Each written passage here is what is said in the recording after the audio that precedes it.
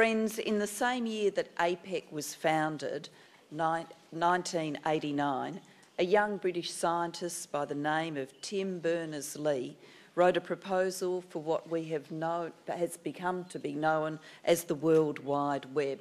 It's hard to imagine that it was only that short time ago that the World Wide Web was just an idea. Of course, that was a profoundly transformative moment in the history of human progress. The web and its companion technologies have changed the world as deeply as the invention of the printing press, the railways or television did in prior generations. Today, information and communications technologies are fundamental to our growth and our prosperity, breaking down the barriers of time and distance that can make trade and commerce so complex and costly. And nowhere is that more true than here in our own dynamic Asia-Pacific region. This weekend, APEC leaders will be working on a new 5-year growth strategy to drive growth and prosperity for APEC economies. The new APEC growth strategy will focus on 5 key attributes of growth: balanced, inclusive, sustainable, innovative and secure. I'm going to focus on the 4th of those qualities, innovation, because it will be our key source of productivity and growth. In my own country, we have put in place 2 major policies that will drive our innovation and ICT over the long term. The first of these is a forward-looking 10-year innovation agenda called Powering Ideas, an innovation agenda for the 21st century. The new strategy aims to build innovation in business, strengthen research and science, and improve innovation in the public sector. We have allocated significant funding to support our vision for innovation, setting aside $8.58 billion specifically for science and research in 2009-10. That's a 25% increase on the previous budget for research and development. We are investing heavily in education, skills and innovation to increase productivity and to support high-skilled, high-wage jobs. In fact, our government has almost doubled school funding since coming to office 3 years ago. Universality, quality and transparency drive our education reforms from preschool to university. My government wants to take the market-based tools that have made our domestic product markets and many private service sectors so much more efficient and apply them to our education sectors. And so we are driving structural reform of Australia's education markets. We are introducing national standards for childcare and universal access to preschool. We are also providing parents with rich comparative information about the performance of the schools that their children do or may attend, as well as introducing a national curriculum. These reforms will mean every student in Australia from preschool to university has access to a great quality education. As part of these reforms, we have recognised public sector research is vital for private sector innovation, and we are developing stronger research capacity in our universities and taking action to address expected shortfalls in the supply of research-qualified people. And we have taken steps to support innovative businesses, especially to lift the performance of small and medium-sized enterprises through initiatives like our $4.5 billion Clean Energy Initiative. The OECD's innovation strategy, released in May, has many parallels to Australia's plan.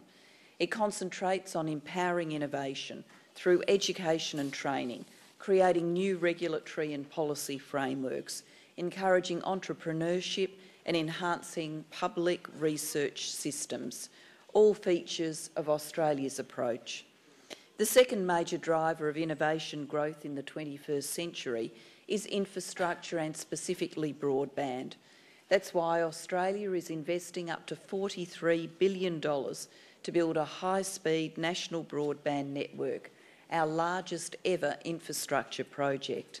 It will be complemented by major reforms to Australia's telco sector to encourage competition in the retail market. This investment will transform the way Australian companies do business. For example, one of our peak business organisations, the Australian Industry Group, recently released a report, Innovation, New Thinking, New Directions, which found that, and I quote, ubiquitous open access connectivity will provide real benefits in the short and medium term as supply chain interactions are optimised. In the long term, ubiquitous connectivity makes radical business model innovations possible for Australian businesses through the creation of services and delivery models that do not yet exist. High-speed nationwide broadband will also drive growth in the energy, water, transport and building sectors by enabling the use of smart technologies such as sensor networks and smart grids. This will potentially create 70,000 jobs and raise Australia's GDP by 1.5% within a decade.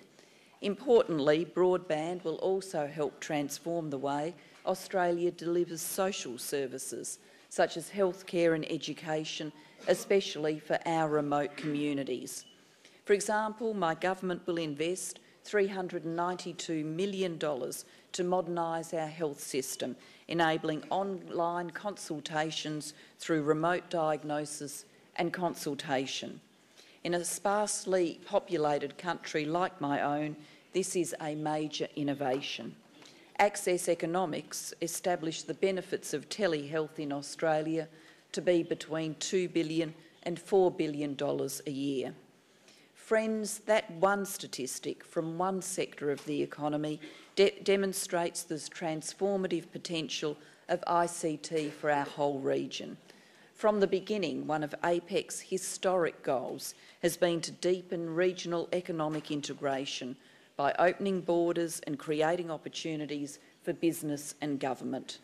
ICT technologies make that goal so much more immediate and achievable. Between 2000 and 2008, for example, internet access tripled across the APEC region, bringing our economies and our people closer together than ever before. As we emerge into a new era of sustained growth and prosperity, all of us need to do more to deeply entrench ICT innovation in the way we do business. In that regard, I warmly commend Japan's leadership of the Smart ICT initiative to share best practice for leveraging the benefits of ICT in dealing with a range of economic, technical and other challenges. Friends, for all the potential of ICT, we all know it brings risks as well. Risks to our citizens, to our economies and to our national security. APEC long ago recognised this fact, and Australia actively supports its efforts to promote a safer and trusted online environment. In Australia, my government recently established a cyber policy coordinator to coordinate our approach to cyber policies and activities. This decision underscores our recognition that addressing security is and will remain central to realising the full potential of opportunities offered by ICT. But let's never lose our optimism that the future holds even greater opportunities for the people we serve and represent. In conclusion, can I simply say that innovation lies at the heart of everything we seek to deliver through APEC. Growth, prosperity and greater enmeshment and cooperation among the economies of our region. In Australia, we are already embracing this message and turning the goals of innovative growth into action. This has created sustainable and inclusive growth for Australians, supporting our recovery from the global economic crisis and boosting employment growth.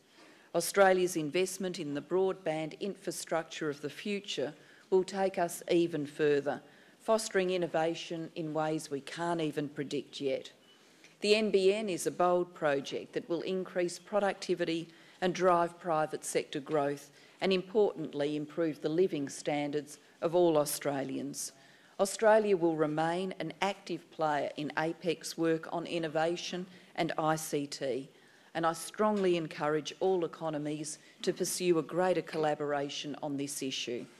We've achieved so much together over the past 21 years, but I believe that with the power of new technology, the best days are ahead of us. Thank you very much.